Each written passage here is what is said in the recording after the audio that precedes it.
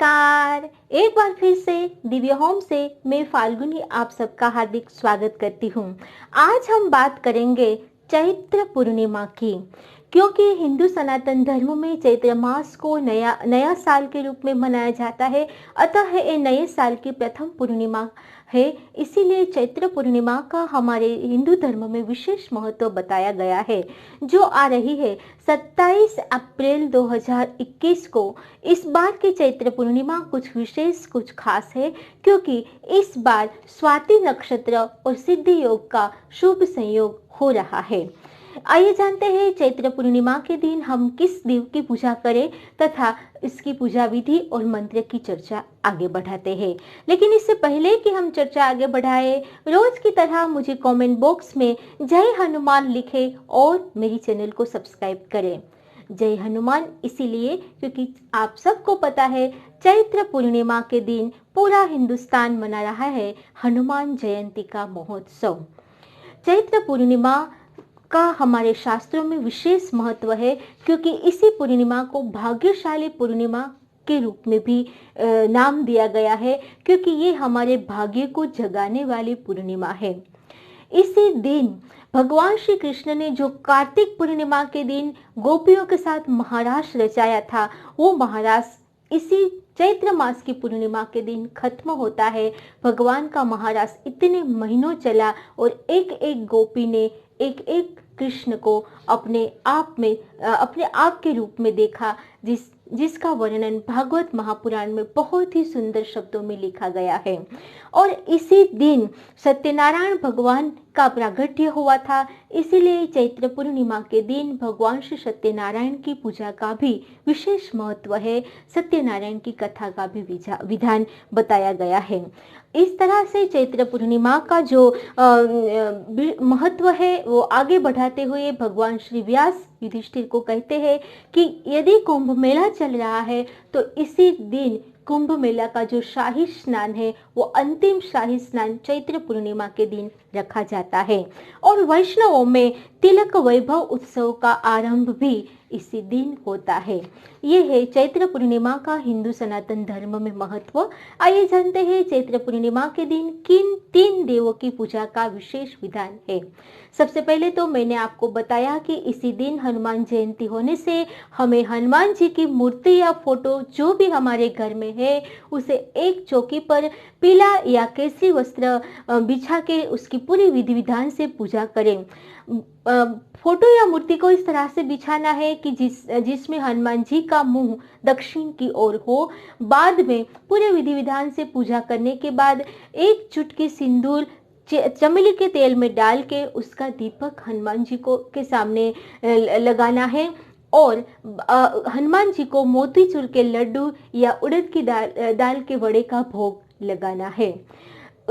इसके साथ साथ पूर्णिमा, क्योंकि प्रत्येक मास की पूर्णिमा के दिन हमें सत्यनारायण का व्रत का भी महत्व है, इसीलिए इसी दिन भगवान श्री सत्यनारायण का प्रागट्य हुआ था। तो सत्यनारायण भगवान की फोटो या मूर्ति या हमारे घर में विष्णु भगवान की जो फोटो या मूर्ति है उसकी पूरी विधि विधान से पूजा करें, कपूर से आरती लगाए तथा उसे मौसमी फल और सत्यनारायण भगवान का जो दिव्य प्रसाद है, जो हलवा वगैरह सबका प्रसाद है, उसका भोग लगा सकते हैं।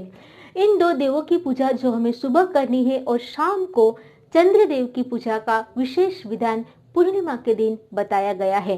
जैसा कि आपको पता है प्रत्येक पूर्णिमा के दिन चंद्रदेव 16 कला से संपूर्ण होते हैं। अतः जब चंद्र का उदय होता है उस समय दूध मिश्रित जल और उसके अंदर थोड़ी सी मिश्री डाल के चंद्रमा को अर्घ्य देना है। मंत्र है ओम सोम सोमाय नमः, ये मंत्र बोलते हुए अर्घ्य देना है। उसको चावल वाली सफेद खीर, जिसमें चावल, दूध, मिश्री आदि हो, काजू मेवे हो, ऐसी सफेद खीर का भोग लगाना है और बाद में उसे धूप और दीप नैवेद्य दिखा के उसके पूरी विधि विधान से पूजा करनी है। प्रत्येक पूर्णिमा के दिन यदि घर की महिला है खीर का भोग लगाती है और कुलदेवी को इस खीर का भोग लगा के पूरे परिवार यदि कुलदेवी का ये प्रसाद एक साथ ग्रहण करते हैं तो कुलदेवी की विशेष कृपा भी बनी रहती है। चैत्र पूर्णिमा के दिन इस तरह से प्रत्येक देव की भगवान विष्णु, हनुमान जी तथा चंद्रदेव के साथ साथ भगवान श्री शिव शंकर की पूजा का भी विशेष विधान बताया गया है।